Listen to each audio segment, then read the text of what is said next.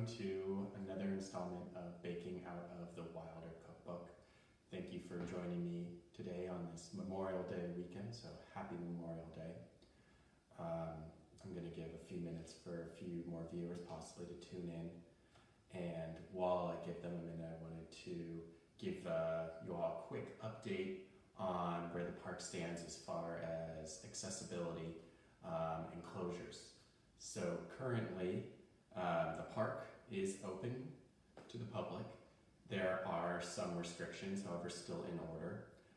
One of those is beaches are closed from 11 till 5 p.m. at Wilder Ranch, but the trails themselves are open.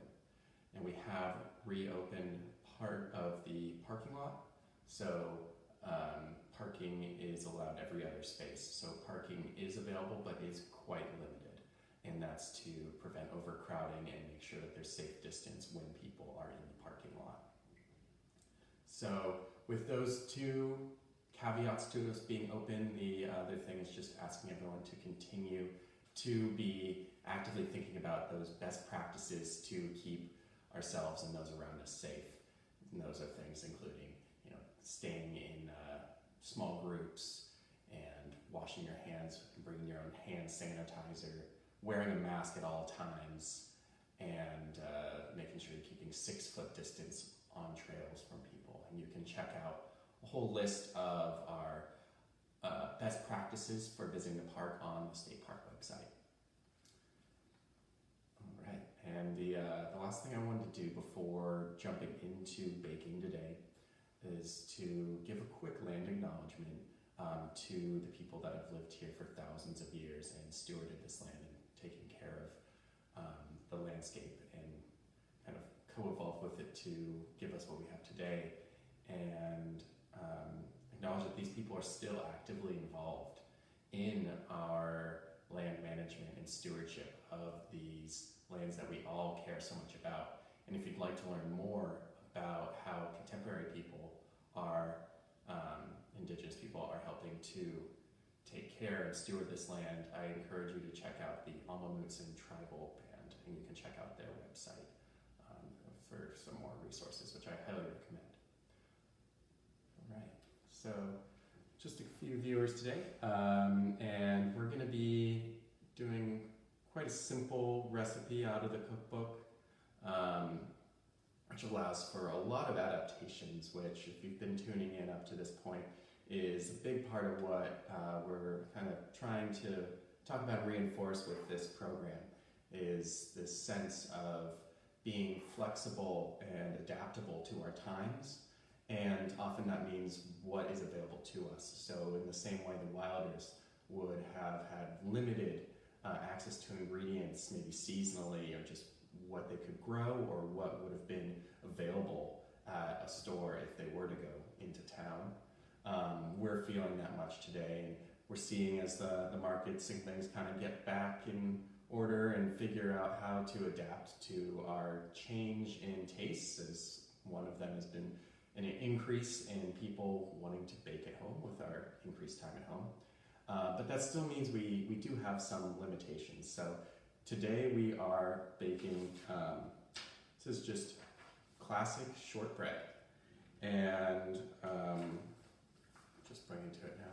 So once again, we're out of the Wilder Ranch Cookbook, and this is the cookbook that has been compiled by some of our docents, and goes over recipes dating back about 120 years ago that would have been baked here at Wilder Ranch. And today's recipe is over 150 years old. And when we're talking about shortbread, you really only need 3 ingredients. There's 3 main ingredients, and there's lots of ways you can adapt that. And I will say, in the past I've talked a lot about substitutions, and I would say with shortbread, that's going to be one of the harder ones to do. I'm just not sure how you're going to get away with substituting out butter and still calling it shortbread, because that is a big part of shortbread, is that really buttery, flaky taste. So I'm going to jump right in and go through this very simple recipe with you all. And we'll take a look at what the final product looks like. And that'll be today's program. So let's go ahead and get started. As soon as I grab my wooden spoon. Okay. So, as for most of these recipes in the Wilder Cookbook, this is going to give us a pretty large amount of shortbread. But that's okay, we're going with the full recipe today. So it calls for 1 cup of butter, so 8 ounces, 2 sticks, and it says to soften butter in bowl. So I have already put 2 sticks of butter into the bowl. And the next step it says is to stir in sugar. So the recipe calls for 1/2 cup of sugar.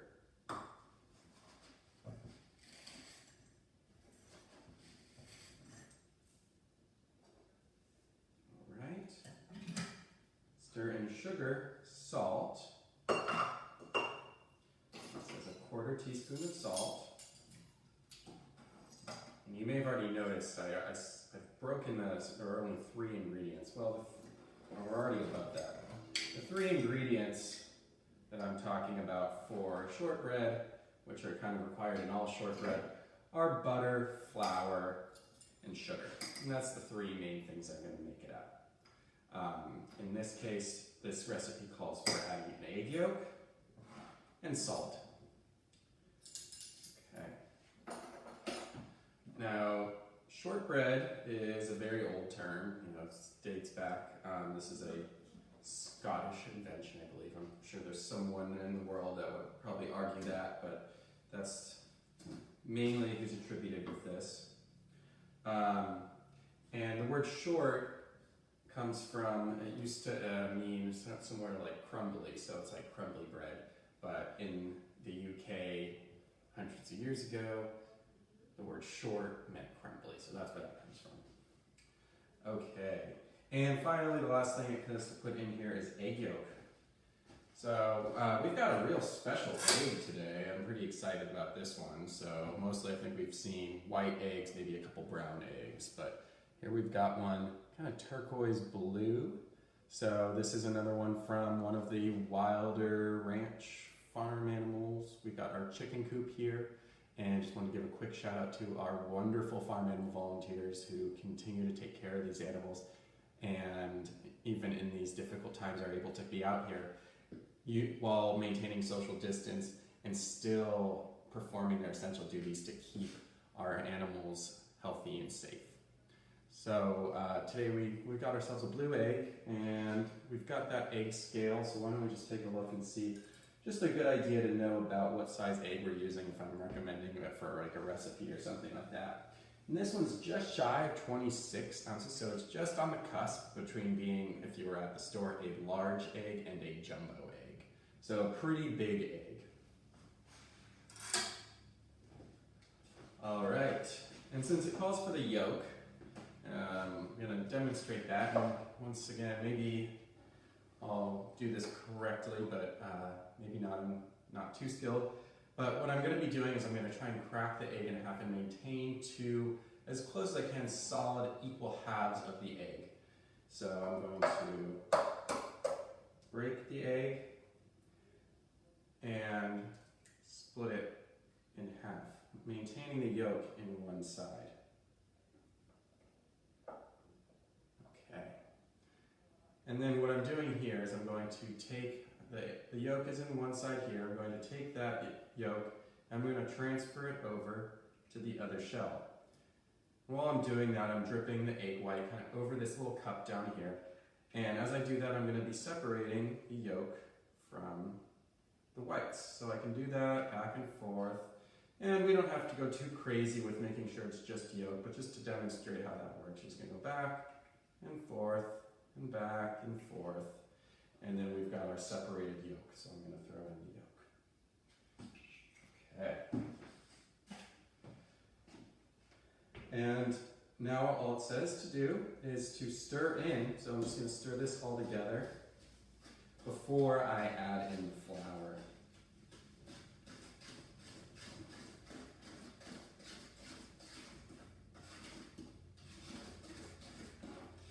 If you're thinking about what kind of ways maybe you can adapt this recipe, some common ones would be to add maybe lemon zest, or I've experimented with using Earl Grey. It's kind of a fun way to do it. You can actually just cut open a tea bag and put some in. It's kind of like a shortcut, but it worked for me. Here at Wilder Ranch, we've made, in our cookbook, is lavender shortbread. You can always add a bit of vanilla to your mixture, or some chopped nuts. And finally, a classic way is to dip it into chocolate or possibly caramel. Okay, so I've got this mixed up just so that it's all together there.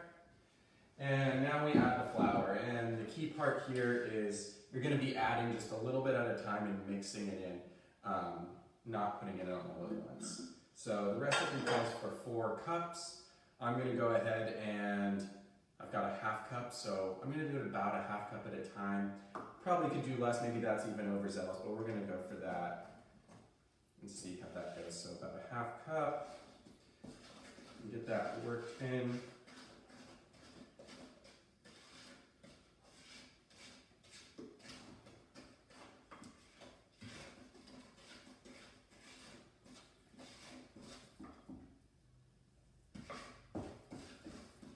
And the recipe here does call specifically to do this with a wooden spoon. So that is what we are doing.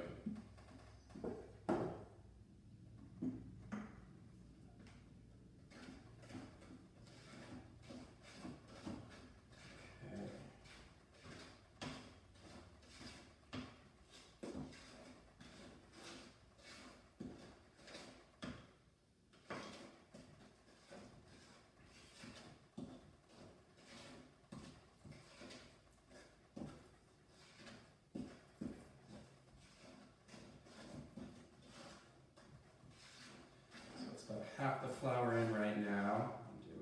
Do more.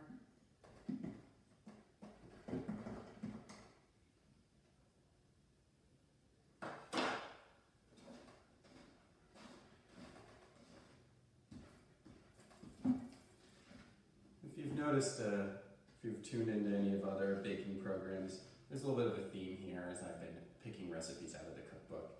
And that's been, one is, if you picked up on it, they're all pretty simple. They're all simple ingredients and easy to make, and part of that is trying to make this a little easier on myself, being an amateur baker who's now doing it publicly in front of all of you. But also trying to keep it something that's easy for you to replicate at home. And I do believe I forgot to mention on this week, we have posted the recipe. So you can find that on the Wilder Ranch State Park Facebook page. I posted it this morning, and that gives you this recipe. And if you look through the recipes, you will see, or if you look through our past posts, you will see all the recipes from previous baking live streams we've done here. So it says to add flour small amount at a time until mixture is too stiff to stir. So we're not quite there yet.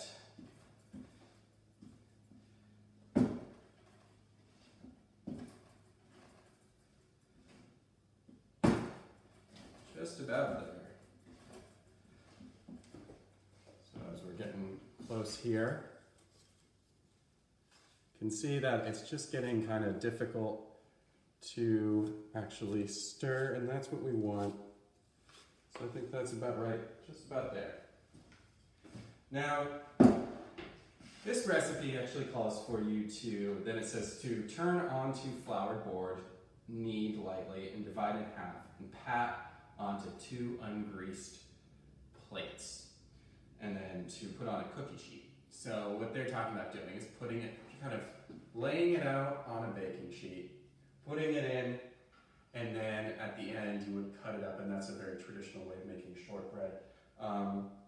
I was poking around looking at the baking supplies this morning and decided I wanted to have a little more fun with it, and found a little, you can see, cow cookie cutout. So we're gonna make these ones in the shape of cows because you're here at Wilder Ranch and we're a historic dairy ranch, and I think that sounds a little bit more fun. So we're gonna do it that way.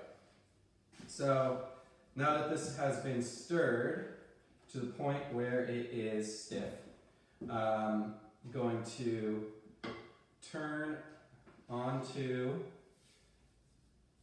floured board right here. And then it says to knead lightly.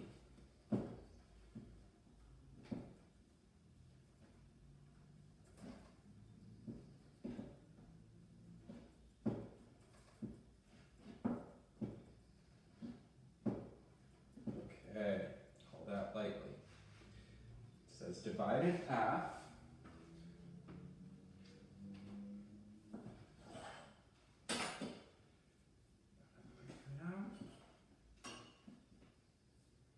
And in this case, as I said, there's kind of two ways you can do this: putting it right into the pan and flattening it out.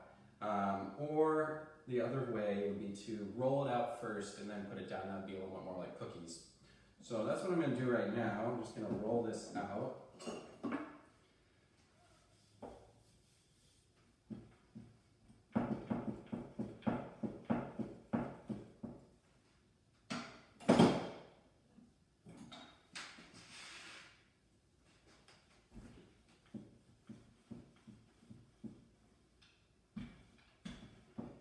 And it's going to about 1/4 inch thick. Lost a little bit there. Okay. And then real simple, we're just going to, with our cookie cutter, and you don't need a cookie cutter to do this at home. You could also just do it in any shape. You could take a cup, turn it upside down, something like that. Or you can try the other method of just putting the whole thing onto the tray. So we're just going to take those out, those imprints.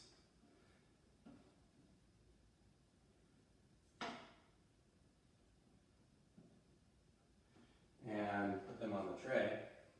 And I'll give you a little look at what they come out when they're done. I'm not going to go wait for them. But just showing off the two methods here for making that shortbread. We've got, would be just kind of the standard shortbread, and that was done by just putting it onto the tray, baking it, taking it out, and then cutting it out after. And then our little Wilder Ranch cows for using that cookie cutter. So, very basic recipe, really easy to do. We're just, after this point, we're just going to be putting them onto an ungreased pan, putting them in the oven. It does not specify the exact amount of time. It says to put it at 325 until lightly browned. So I found with the cookies that only took about 20 minutes. And with the more like shortbread, that was about 45 minutes. So very basic recipe, easy to do at home. And something that we can kind of step back in time and feel the way the Wilders would have done it. So that is all for today's baking demonstration.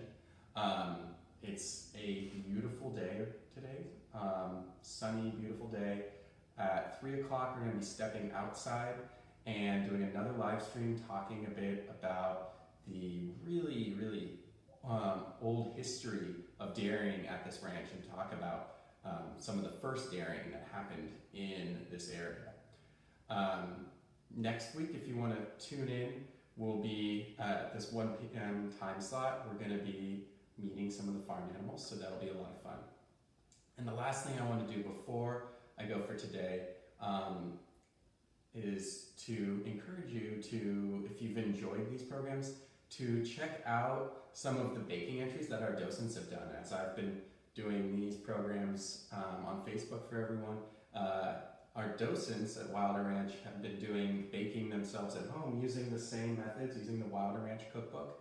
And they've been baking at home, sending in photos, and we even had a fun little competition. So if you'd like to check out some of those photos and see some of the other recipes that have been kind of our docent favorites, there's a album that I uploaded onto the Facebook Wilder Ranch official Facebook page that you can click on and check out the whole photo album of all these different entries and see what our docents are up to. As many of them are far more skilled bakers than I am and have come up with some really incredible stuff out of the cookbook.